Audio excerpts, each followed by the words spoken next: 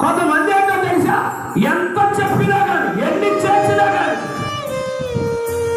దేవుడు ఎంతగా మాట్లాడుతూ ఉన్నా, ఎంతగా వారికి సహాయం చేస్తున్నా, ఎంతగా వారికి తోడుగా ఉన్నా, కొన్ని సందర్భాల్లో ఆ వ్యక్తులు భయపడిపోతూ ఉంటారు.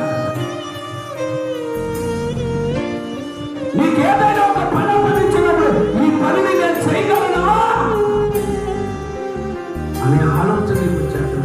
స్తోత్రం కాక. హల్లెలూయా, హల్లెలూయా. అర్థమైందా దేవుని పిల్లలు? కానీ దేవుడిని ఎంపికలో ఎందుకు నిన్ను ఎంపిక చేస్తున్నాడు చెప్పు. దేవుడు ఎందుకు నిన్ను ఎంపిక చేస్తున్నాడు? నువ్వు చేత కాదని వాడికి తెలుసు, చేత కానివాడు వాడికి తెలుసు, బలము లేనివాడు వాడికి తెలుసు, సామర్థ్యత లేనివాడు వాడికి తెలుసు. అయినా కావాలని దేవుడు నిన్ను ఎందుకు కోరుకుంటున్నాడు తెలుసా? బలహీనతలలో నిన్ను నా దేవుడు బలపరుచుట కొరకై. సామర్థ్యత లేక సామర్థ్యతతో దేవుడు ఇస్తాడు, శక్తి లేక శక్తి ఇస్తాడు. దేవుడి మహిమలతో ఆయన నీ మీద ఆయన మహిమపడతాడు. ఆయన వెళ్ళమని, ఆయన ఆజ్ఞాపించిన పని చెయ్యమన్నప్పుడు నువ్వెందుకు